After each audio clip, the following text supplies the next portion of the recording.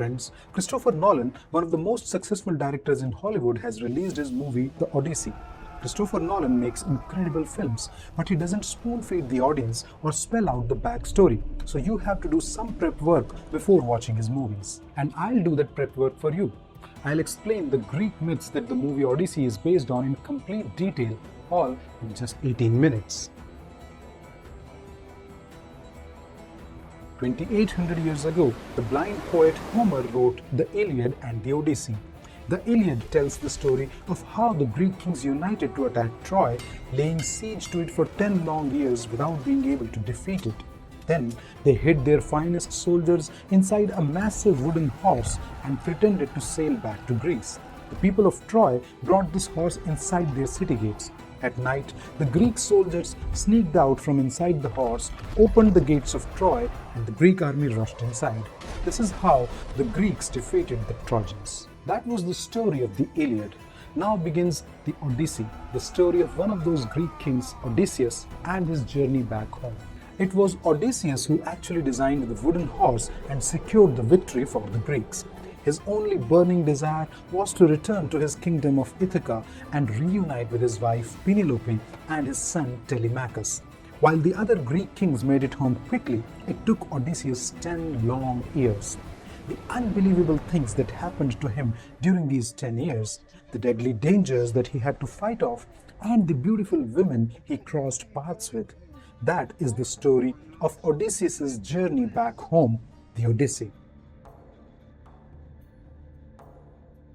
Gathering his men and his ships, Odysseus prepared for the long journey back to Ithaca. Troy had been completely destroyed and there was nothing left there. So to get the supplies for this journey, Odysseus decided to first sail north to a place called Ismara. While they were gathering supplies in Ismara, they were attacked by a large tribe known as Ciconians, who had fought on the side of the Trojans during the war and hence were enemies to Odysseus and his men. Odysseus and his people somehow escaped back to their ships and started the journey to Ithaca. After a long journey, they had reached near Ithaca when a sudden storm arose and blew their ships far away from Ithaca towards an island where lived the Lotus Eaters. On reaching the island, Odysseus and his men requested the inhabitants for help. The Lotus Eaters gave them the fruits of the lotus tree to eat. Unknown to Odysseus, the fruits contained certain chemicals that caused the eater to fall asleep. And when they woke up, they forgot all about their past and wanted to stay forever on the island. When Odysseus saw his men fall asleep one by one around him, he realized that there was something wrong with the fruits. He forbade his men from eating any further fruits and directed them to carry their sleeping comrades back to the ships. So they all rushed back to the ships and set sail again. But they still did not have supplies enough for the long journey back home. So they stopped at the next island they came to, which was the island of the Cyclops. On reaching the island, they saw a flock of sheep grazing. Odysseus handpicked a few of his men and they carried crates of wine to the island to exchange for food. When they reached the flock of sheep, they saw that nearby was a big cave and inside there were ample supplies of cheese and meat. The men were hungry, they started eating. While they were eating, the owner of the cave came back. It was a Cyclops called Polyphemus. Cyclops are much bigger than humans and they have got only one eye, which is in the center of their forehead. Polyphemus saw that there were men inside the cave, so he came inside and blocked the entrance of the cave with a large rock. Then he started attacking the men. Odysseus kept on shouting that they were there to trade and they wanted to give him wine in return for food, but he did not listen. He grabbed 2 of his men and ate them. Then he started coming back every morning and evening and eating 2 of his men. Odysseus thought of a plan to escape. The next time Polyphemus came back, Odysseus offered him some wine. The Cyclops agreed to drink. He liked the wine very much, and when he was a little bit drunk, he asked Odysseus for his name so that he could thank him properly. Odysseus cunningly said his name was Nobody. The Cyclops said, "Thank you for the wine, Nobody." And then he fell asleep. As soon as he was asleep, Odysseus picked up a wooden stake from inside the cave and sharpened its tip, and then he drove that stake through the Cyclops' eye. The Cyclops was blinded, but Odysseus took care that he did not get killed because only he could move the rock which was blocking the cave entrance. The Cyclops shouted loudly, "I am being killed! I am being killed!" On hearing his loud cries, the other Cyclopes on the island came rushing. From outside the cave, they asked him, "Who's killing you?" And Polyphemus said, "Nobody is killing me, nobody." The confused Cyclopes all went away. The next morning, Polyphemus moved the rock a little so that he could let his sheep out to graze, but he carefully checked each sheep so that no humans should escape. Odysseus and his men clung to the underside of the sheep and in this way escaped out of the cave and rushed back to their ships. By then Polyphemus had realized that the men had escaped, so he started throwing large boulders onto their ships. But the men somehow escaped. Odysseus was so thrilled with this escape that he shouted to Polyphemus that his name was not nobody. He was Odysseus, the hero of the Trojan War. Odysseus did not know that Polyphemus was the son of the ocean deity Poseidon. He told his father about Odysseus, and Poseidon cursed him to lose all his men, lose all his ships, and to wander around the seas for 10 years. Oblivious to this curse, Odysseus was heading towards the next island, which was Aeolia. Aeolus, the king of Aeolia, entertained them very well, and when they were leaving, he gave Odysseus a large leather bag, inside which the power of the winds was trapped. He said, "If you use it carefully, you can get to Ithaca in no time." And that's what happened. By using that bag carefully, Odysseus was able to get them near Ithaca very soon.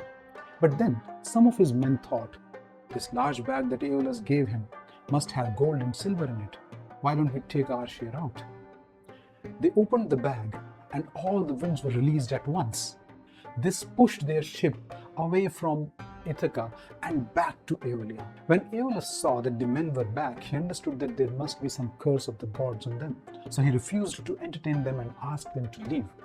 Not understanding what was happening, Odysseus left with his men and sailed to the next island, which was Laestrygonia. In Laestrygonia, Odysseus asked 3 of his men to disembark and get help from the island. The 3 men found that the island was inhabited not by humans but by giants. They were huge in size and they attacked the 3 men. When they ran back to the ships, they started attacking the ships too. They picked up huge boulders and threw them down onto the ships, destroying them, all except one. Odysseus and his men piled onto the one surviving ship and quickly sailed away to the next island, which was called Aeaea. On that island stayed Circe, the daughter of the sun god Helios. Odysseus divided his men into 2 parties. He stayed back with one party on the ship to set a camp nearby and sent the other party to seek help. This party reached Circe's palace. Circe invited them to eat. Unknown to these men, Circe had added a magical ingredient to the food which caused these men to fall asleep.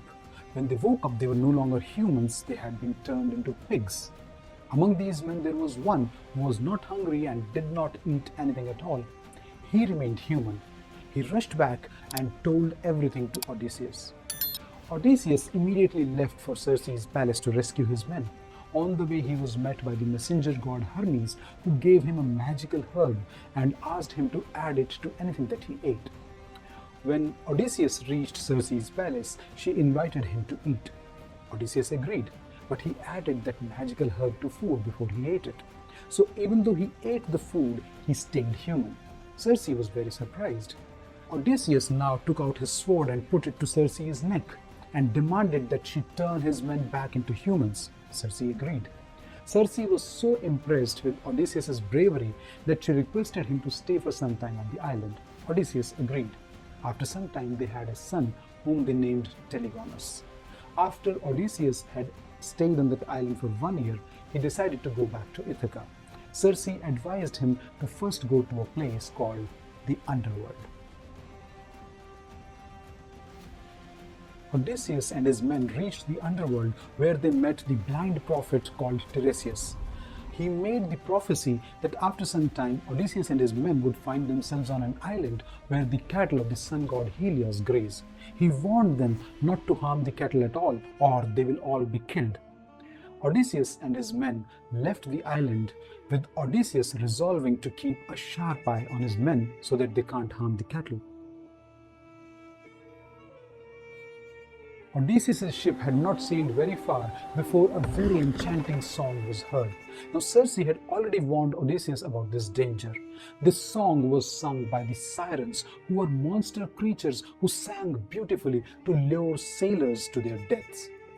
Odysseus ordered his sailors to shut their ears with beeswax.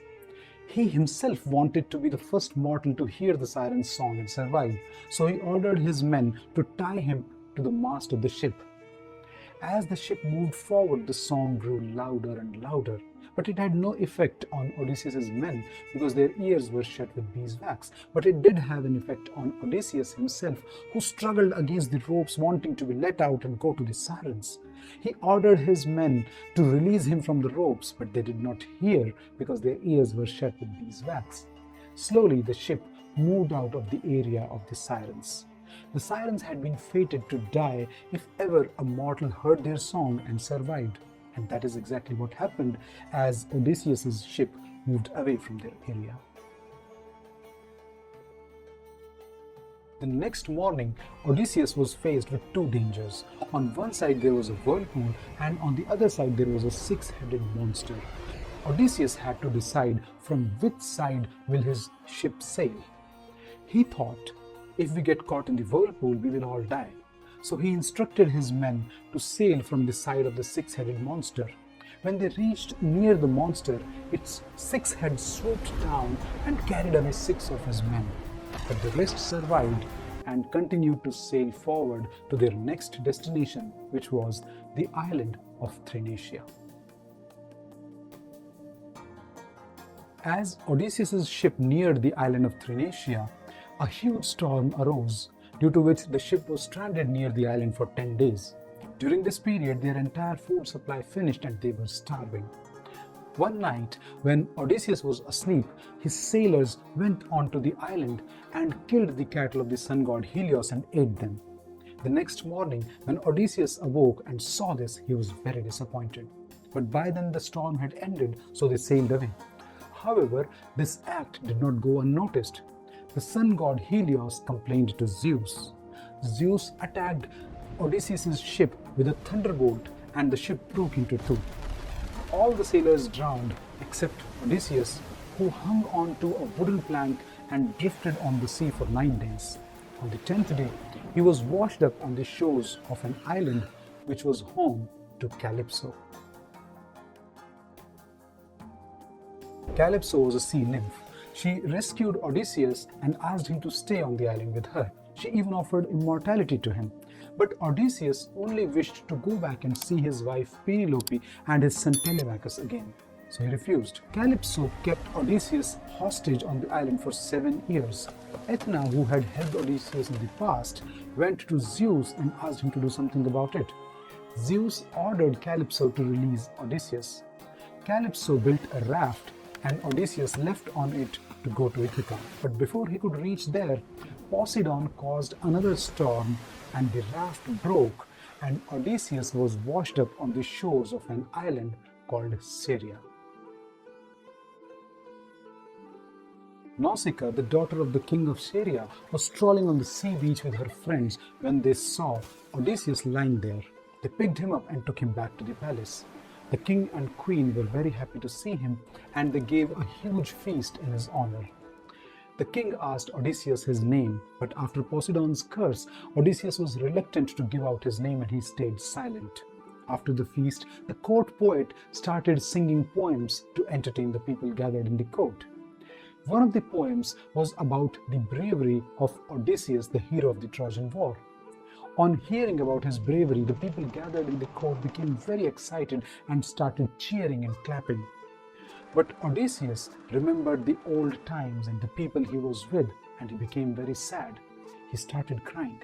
The king became suspicious. He again asked Odysseus his name, and this time he had no option but to reveal that he was indeed Odysseus, the hero of the Trojan War.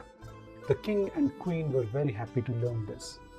The next morning, when Odysseus awoke, he saw a ship which was laden with silver and gold, with sailors sitting in it, ready to take him back to Ithaca.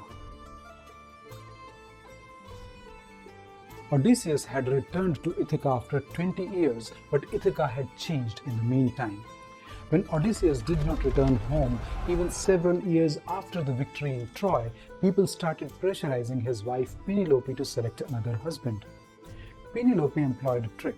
She said that she was weaving a shroud for Odysseus' father, and when the shroud was complete, she would choose a husband. During the day, she would weave the shroud, and during the night, she would undo everything again.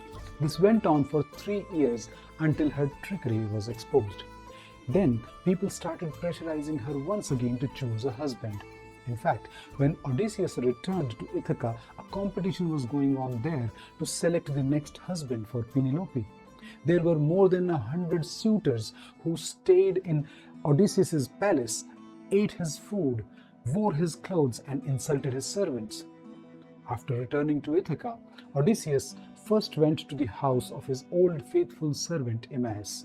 He immediately recognized him. At his house, Odysseus also met his son Telemachus. Now he disguised himself as an old beggar, and the three of them went to the palace where the competition was going on. In the competition too, Penelope had employed trickery. To win her, a suitor had to shoot an arrow through 12 axe heads. And Penelope put the condition that the arrow had to be shot using Odysseus' bow.